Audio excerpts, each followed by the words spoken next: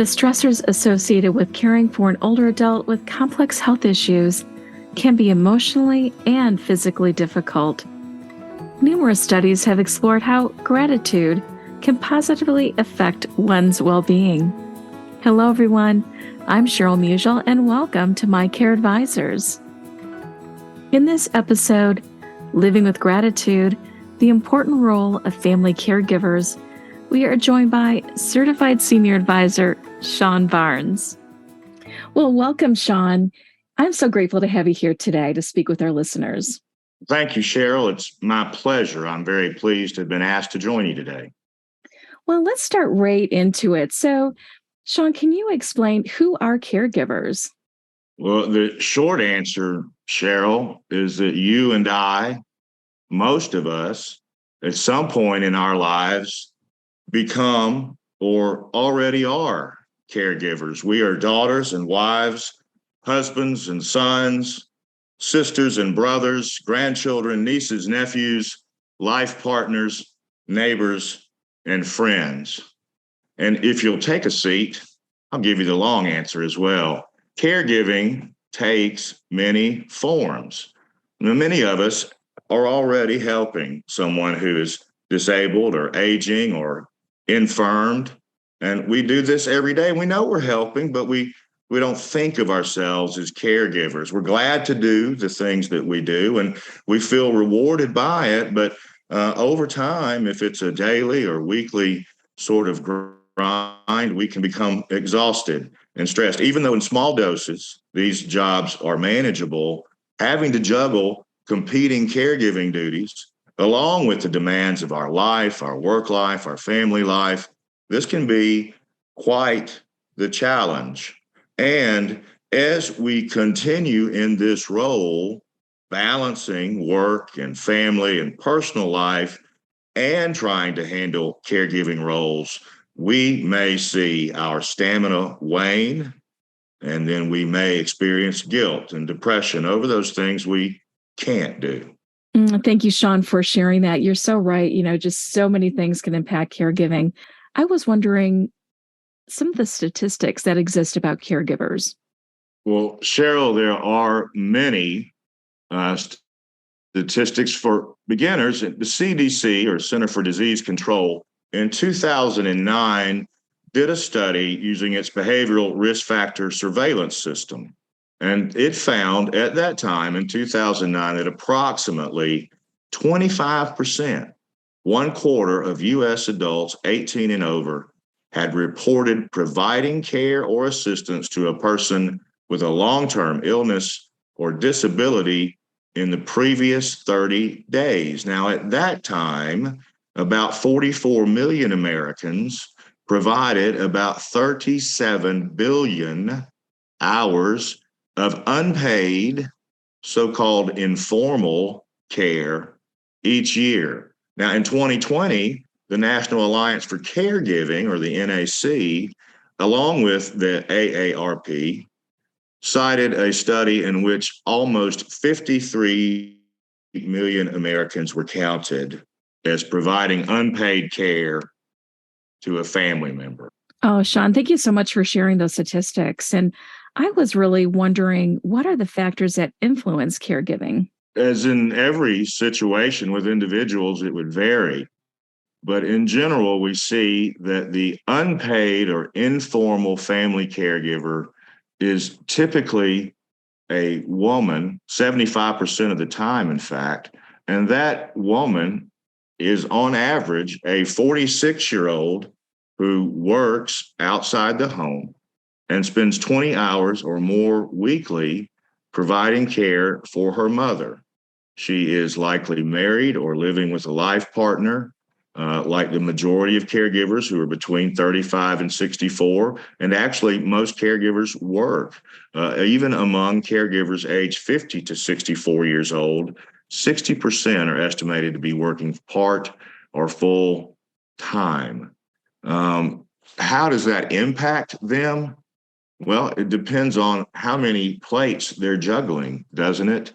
Informal or unpaid caregiving, which is what informal means, unpaid, has been associated with elevated levels of depression, and anxiety, higher use of psychoactive medications, worse self-reported physical health, compromised immune function, and increased risk of early death. Over half, 53% of caregivers indicate that a decline in their own health compromises their ability to provide care for someone else. And in 2009, in the CDC study, more than 1 in 4 caregivers reported a moderate to high degree of financial hardship as a result of caregiving. Thank you, Sean. There are so many implications, including financial ones, when it comes to unpaid caregiving. And as we think through the roles of the caregiver, how do caregivers support the caregiving needs of their family members or those older adults they're caring for? That's a great question, Cheryl. You know, the informal or unpaid care that's provided is 75% of the care provided in the US. So, in other words, 75% of the caregivers are, in effect, creating their own role or letting it create them. The value of that activity, those hours, is $450 billion as of 2009. Now, mind you, that in 2009, the cost of an in-home caregiver was about $12 an hour. Now, in 2022, it's about $25 an hour with a 4-hour minimum. So the $450 billion that was replaced by informal caregivers in 2009 would now be worth around $900 billion. Now, the 65 and age over group is going to reach the demographic of 71 million souls in 2030.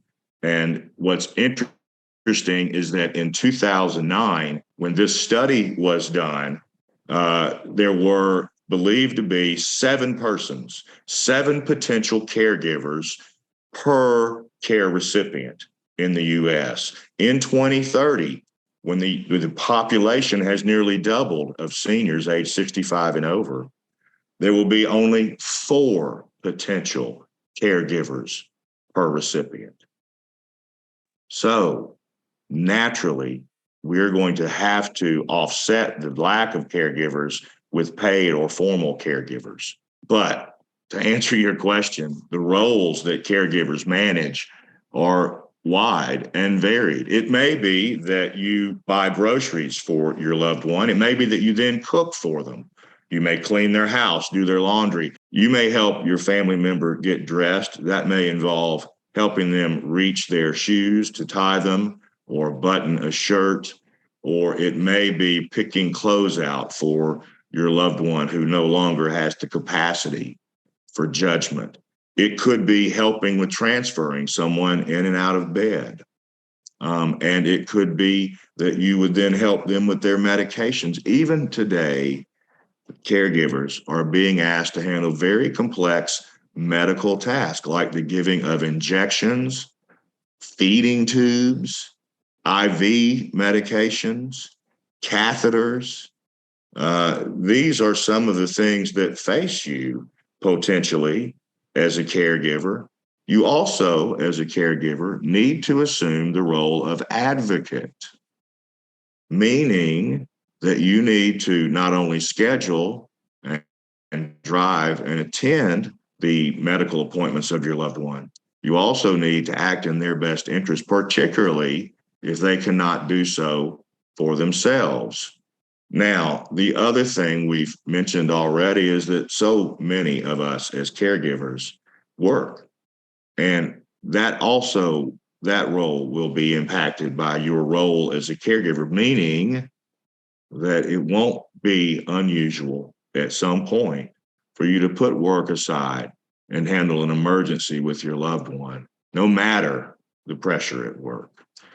Or you may find that you have a relationship with your other team members, family members, and you can each sort of be on call. I've had clients who worked that way. One brother would sleep 3 nights at mom's house and the sister 4, and they made it work. So there may be any number of approaches that you take, but those are the roles that you are going to take upon. In fact, about 20% of family caregivers provide assistance with these tasks I've mentioned every day or most days. And this doesn't even begin to touch one of the great areas of need for the care recipient that you, as the care provider or caregiver, will need to accommodate, which is emotional support. Think about it as if you were the person who no longer had the ability to do this or that for yourself. Depression sets in, and you need to be able to care for that person's depression as well as your own. Wow, Sean, I am just blown away by how comprehensive the caregiver role really can be. So I was just wondering, some of the factors, if we can go back to that, that really impact caregiving roles and those demands, especially when caring for an older adult. Well, Cheryl, it's interesting to me to note that study after study, excuse me, suggests that there are really five factors that influence our caregiving ability and our ability to cope. And number one, and it should be number one, is our own approach to life, the caregiver's approach to life. How do you view the world and your place in it and the place of your care recipient? It has much, much, much to do also with the patient's illness experience. For example, a large percentage of caregivers are like me and spend 8 or less hours a week with their loved one. I manage my mother's finances and we watch baseball together. But there are others who may be also old themselves. In fact, the average age of the caregiver for persons age 65 and over is 63. Now, you may have a 63-year-old person caring for their 65-year-old spouse or life partner, and that person develops dementia. Now, are they working 20 hours a week, 8 hours a week? No, they're working 82 hours a week on average, 2 full-time jobs. The patient's illness experience will greatly impact your experience as a caregiver. Someone who has a stroke and mobility issues will be an easier person in the long run and in the aggregate to care for in terms of time that you need to be involved. Now, what's also important to caregiving is the patient's recognition of your contribution as their caregiver to their well-being. And that impacts and is, of course, reflected in the quality of the relationship between the two of you. And lastly, we need to make sure that we are shoring up, you as the caregiver, your sense of security. Now, caregiving is also most impacted by two other arenas. One I've mentioned is the type of illness. And, caring for someone with cognitive dysfunction is truly a 24/7 job. The other difficult job that folks overlook or don't credit themselves with are those who are the long distance caregiver. This is generally defined as someone living an hour or more away. And this can be difficult, not just logistically, as you have found, but emotionally, because there is a sense of guilt that sets in on the part of the caregiver who is remote, who feels that they could be doing more. But in fact, the caregiver's role as a remote person is simply this: it is gathering information on resources, coordinating those services, and then putting together a team that is local who can handle the day-to-day needs of the care recipient. Some of the challenges that caregivers face are managing their time, as one would expect. The emotional and physical stress, 22% of caregivers report their health has worsened as a direct result of caregiving. And lack of privacy. Those of you who've taken mom or dad into your home know what I'm talking about. Can you explain some of the challenges that caregivers face? Cheryl, naturally, what we would see with every caregiver, the challenge is managing one's time.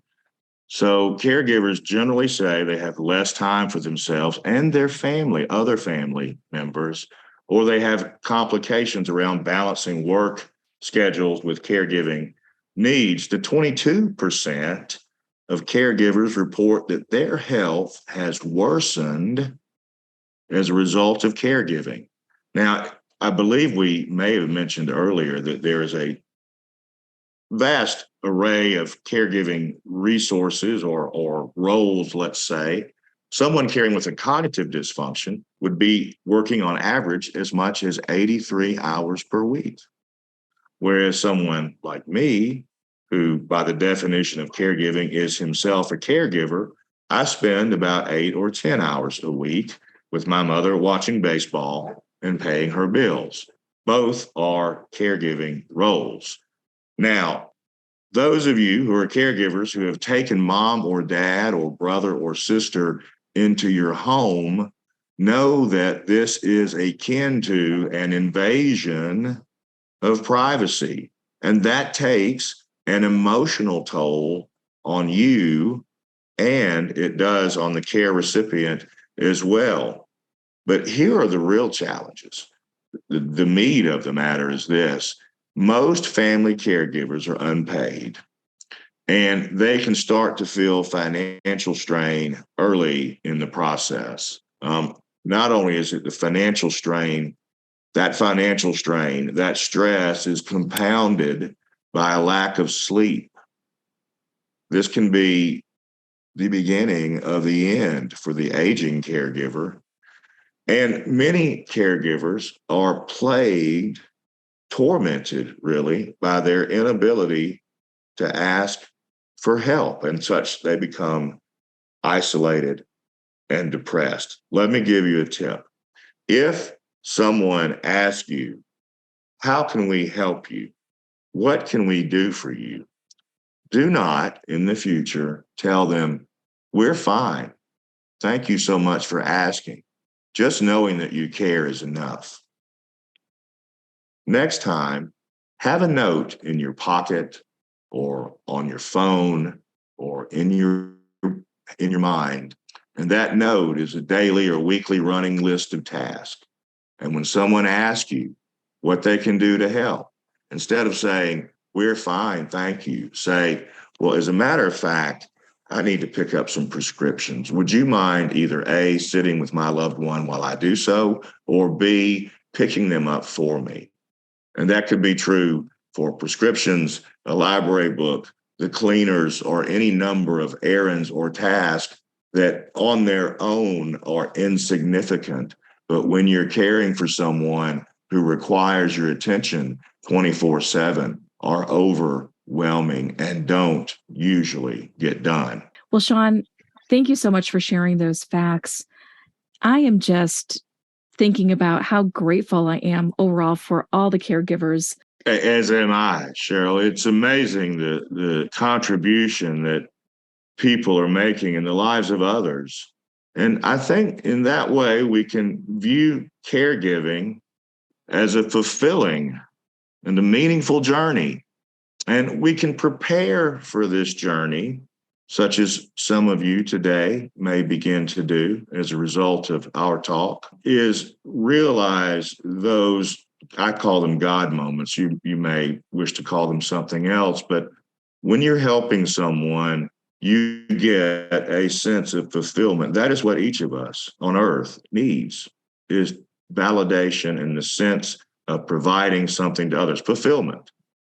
It establishes for many people extended social networks of the team that they've gathered to help their loved one. Or if they do what we would like for them to do, which is find caregiver support groups, in which they can realize that indeed they are not alone. And in fact, someone else may have it harder.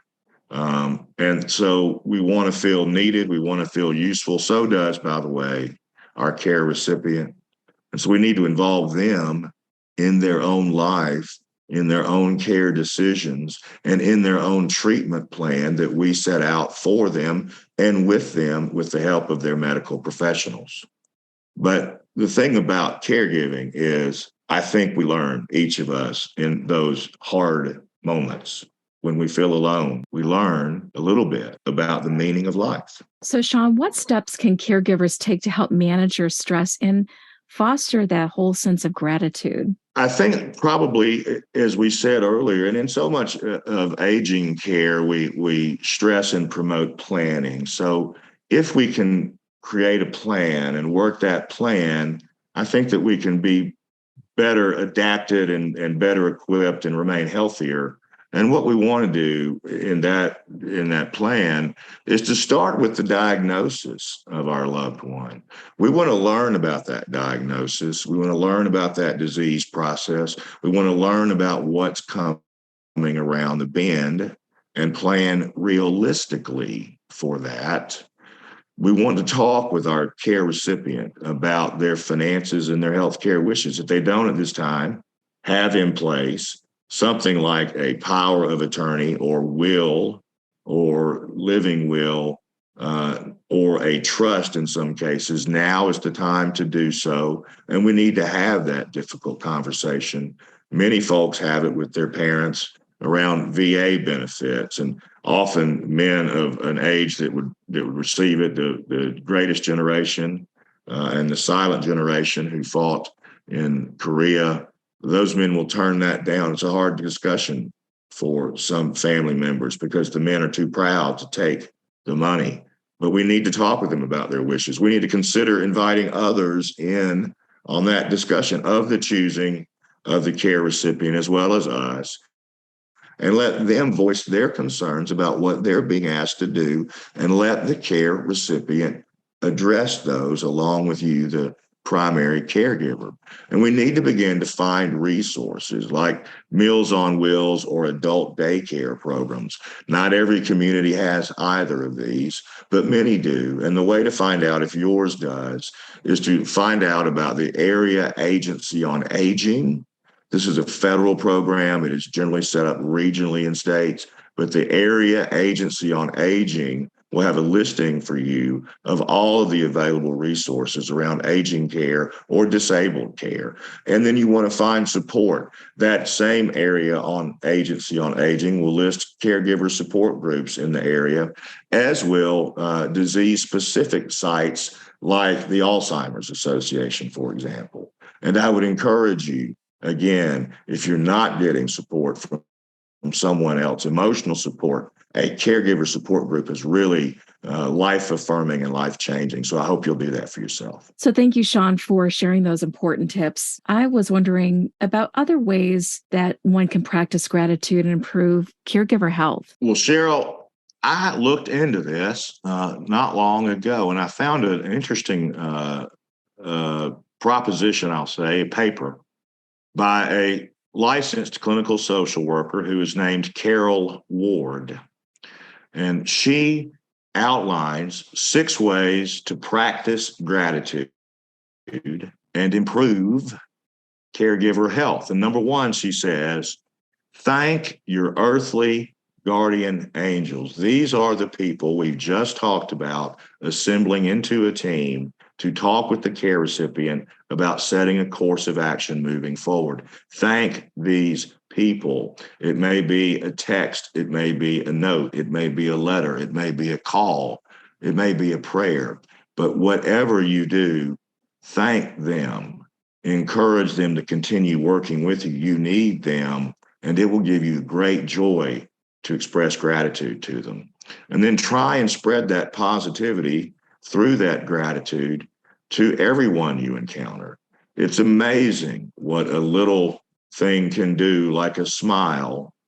If you meet someone passing them in the aisle in the grocery and you smile, you may see them smile, and it forms a moment. And what we hope is that they then smile at the next person they see, and so forth. And then she says, Ms. Ward says, to spend some time each day on cloud 9. And what she means by that is to find your happy place and recount to yourself the positive experiences you've had either in life or that week or that day or that hour, whatever it might be.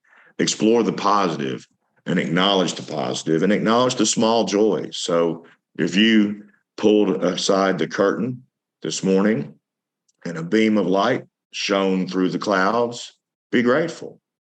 You saw something wonderful and beautiful. Acknowledge that. And then devise an emergency pick-me-up plan. My mother, who raised me as a single mother, always kept cash in her wallet. She called it her mad money. And what she intended to use it for was anytime she got mad, she had enough money to get away. Now, she wasn't going to leave me necessarily, but she kept that mad money when she remarried when I was a little older. And she always had her mad money, and she still has her mad money. And what is that? It's her emergency plan when I've got to get away. For you, it may be the bookstore, it may be the library, it may be church, it could be anywhere, it could be a fountain, a stream, anything. But find that place and go there when you need to refresh and recharge. And then again, lastly, she says, Ms. Ward, to seek out like-minded souls. And I will affirm to you, they exist within these caregiver support groups. Please find them. Sean, those are some great thoughts, especially about the Cloud9 and the Mad Money. I love those thoughts. So thank you for sharing those. I was wondering also, could you please suggest a few helpful resources for older adults and caregivers to learn more about managing that stress you were mentioning and living with gratitude every day? Well, Cheryl, I think that what we can do to help folks manage stress who are caregiving is to insist, as we've said earlier, that they accept help and be prepared with a list of ways someone can help you when they ask. And then keep a strict focus on what you are able to provide. It may be necessary that someone be able to work with your loved one's tracheotomy, but it may not and doesn't have to be you if you're not capable. And in fact, if you're not capable, it shouldn't be you.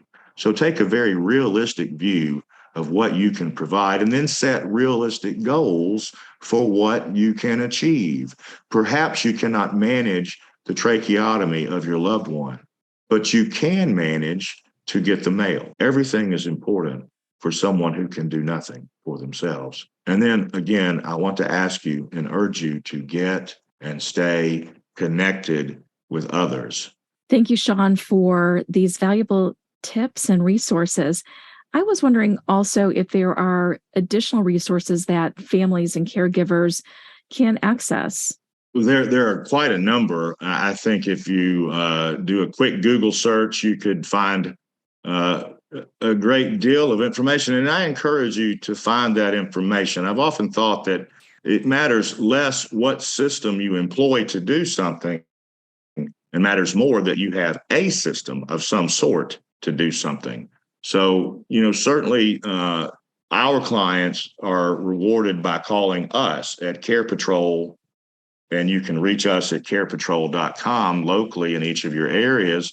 But naturally, you would think AARP is a good site, and it is. The Family Caregiver Alliance, which is at caregiver.org, has a whole host of tools and toolkits to help you go through the setting up of being a caregiver. And then there's Medicare. So some of you may be at the end of your caregiving journey, and it may be an opportunity or time for your care recipient to receive more professional care in a community or institutional setting like a nursing home. You can search those on Medicare.gov and get their ratings so that you're better informed about where you place your loved one. And then there's the Johns Hopkins Family Caregiver Toolbox, and I would just encourage you to Google that, Johns Hopkins Family Caregiver Toolbox, which is another resource to help you put together a plan and realistic goals and execute that. So there are many other, resources that are unnamed here and that we may not even yet know about. But I know for a fact that if you reach out to Care Patrol in any city, you can get the answer you want. Well, thank you, Sean, for joining us today and sharing the important roles of caregivers and also living with gratitude each day. Well, it's been my pleasure, Cheryl. And I'll share one little personal aside that I thought about some weeks ago when you mentioned this topic. I care for my mother, and I, of course, love her. But we are not close, and we have never been close. And many of my clients find that they are now providing intimate care for persons who they don't feel intimate with. This is not unusual. Please don't have guilt about it. The thing that helped me make peace with this was thinking about the Tibetan book of Living and Dying, a 1992 book by Sogyal Rinpoche, who details the Tibetan approach to death, in which there are 4 parts, the last part of which, upon seeing the brilliant, bright, radiant light that envelops us all, we run from it. And in the 4th stage of death, we immediately begin seeking and ultimately obtain our new parents. That, to me, is freeing, because it says that I am in the situation I'm in of my own choosing. Therefore, the person I'm caring for was predetermined, and I can care for them knowing that it is part of my journey and not that it is an obstruction in my path. Oh, thank you, Sean. Those are some just beautiful thoughts. And I just wanted to say thank you again for joining us today. And we'll look forward to chatting with you soon. I hope so. Thank you so much. Oh, thank you, Sean, for joining us today and sharing this important information about living with gratitude. Listeners, to view resources, show notes, and access more My Care Advisors episodes, visit mycareadvisors.com. You can also subscribe and listen to our podcast on your favorite app. I leave you with this thought: begin your day with an attitude for gratitude. Choose to be inspired to live the best life every day. Thank you for listening. We are grateful to be your guide.